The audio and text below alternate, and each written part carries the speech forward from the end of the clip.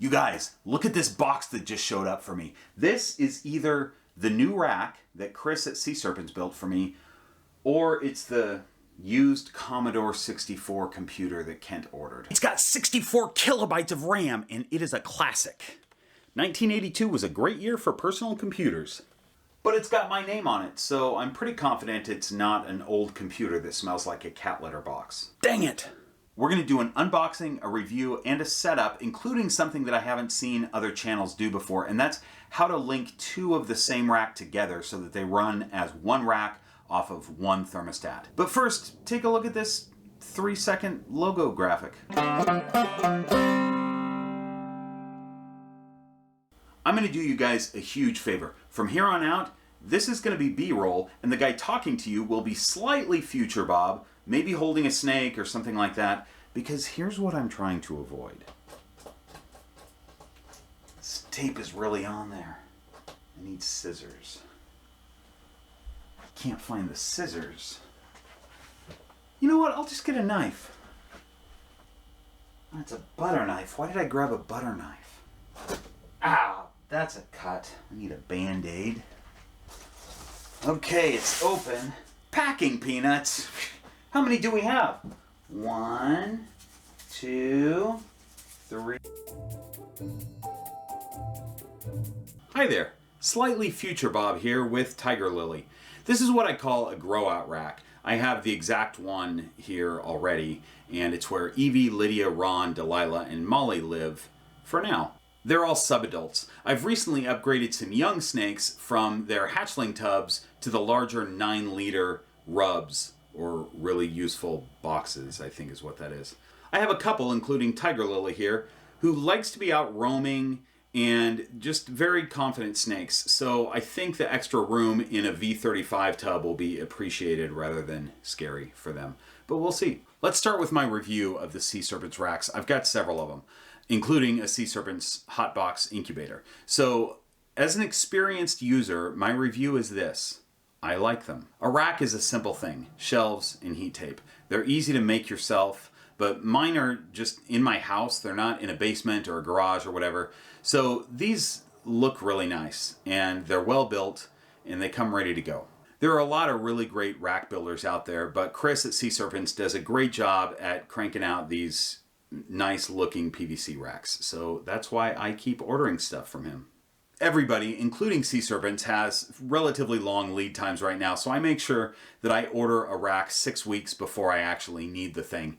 And then there's no stress. As of this video, CSerpents lead times are about 6 weeks, although this rack showed up just under 5 weeks. One nice thing about these racks is they come all set up and pretty much ready to go. The tubs are even in. The back has been installed to make sure it fits properly and then removed so that you can get to it to install your probe and such. So all there is to do is pull it out of the box, clean up the packing peanuts that are now all over the house, which really is probably the biggest challenge in this whole process, and then set up your thermostat. Remember, we're going to set this rack to run alongside my current 5-tub V35 rack. But first, let's get these tubs ready for the humidity situation in my place. I can't just leave them as is. I've said this in videos before, but a soldering iron is a couple bucks, or $1. I've seen them at the dollar store before. I don't know how they can sell them for $1. Anyway, it's just a thing that gets real hot and will melt some ventilation holes for you.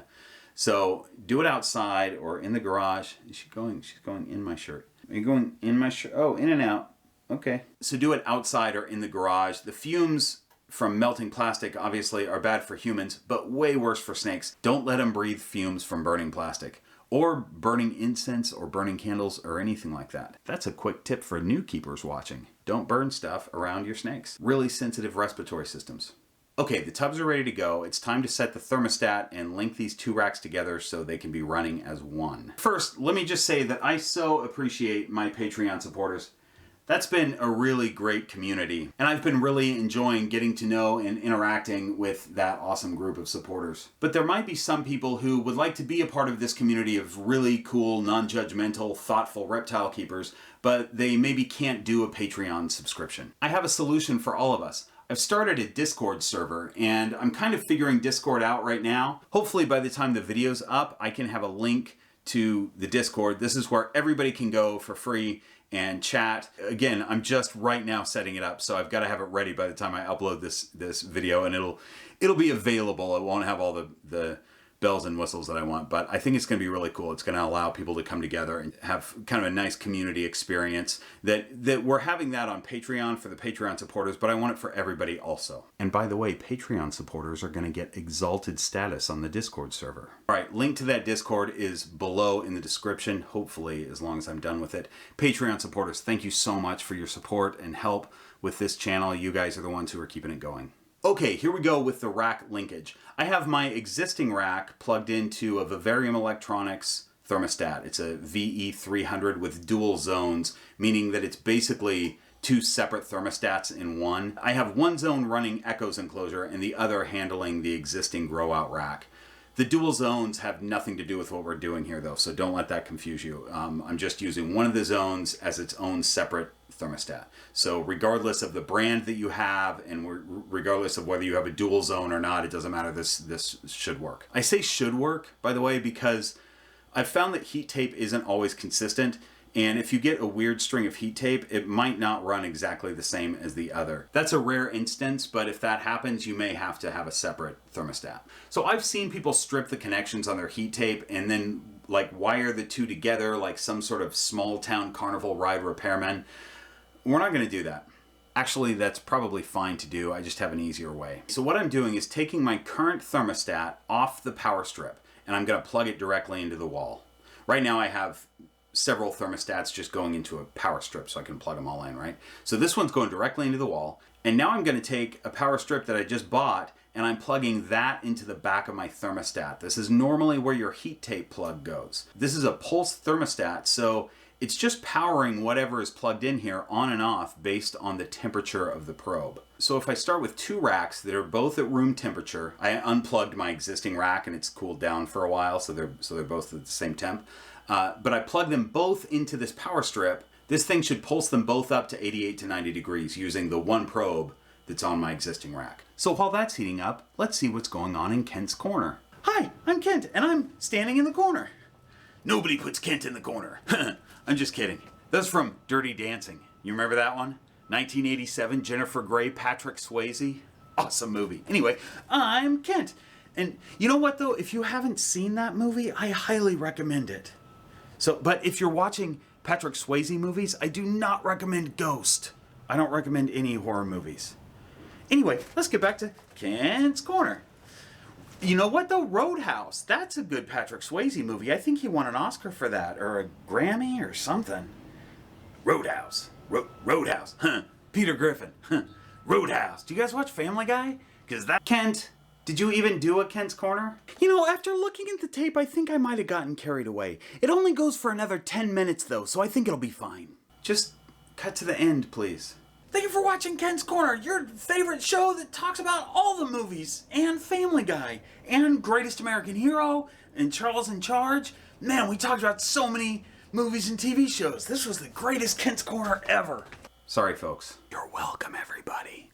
Okay, let me mention something really quick, since we're skipping probe placement, and that's the biggest question that everybody has. Here's where you put the probe, not under a tub. Don't put it in the middle where a tub's gonna slide under it, unless you have a rack that's got a notch cut out for the probe. Otherwise, it's going to push the probe off.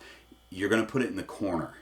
So in the corner there, that's the safest spot. I use Havoc tape on the wire, and then on the probe itself, don't put Havoc tape on the probe itself. That apparently, I've heard that causes spikes. I haven't experienced that myself though. I just keep the Havoc tape off the probe, and I put packing tape over the probe just to keep it still. But in the corner there, the tub's not going to hit it. So that's your safest bet.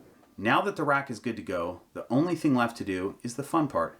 Make it cool and add the snake. Here's a video that I just posted not long ago that talks about that very thing, how to put a tub together, but let's just do it really quick. I'm going to put in the substrate, I'm going to give her hides.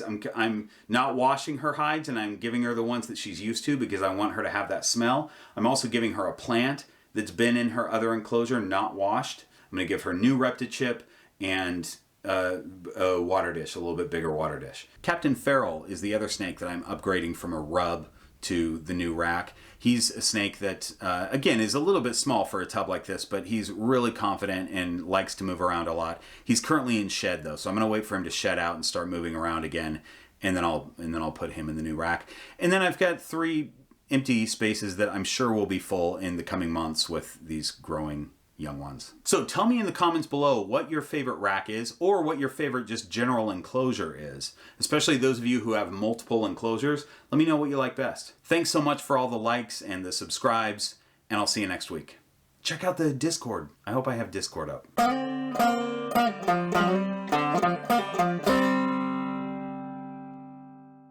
There really was once a guy who worked as a nanny and got himself into all kinds of crazy situations. So Charles in Charge is based on a true story. And what else? Let's see. Alf was based on a true story. Small Wonder may have been. It's not proven.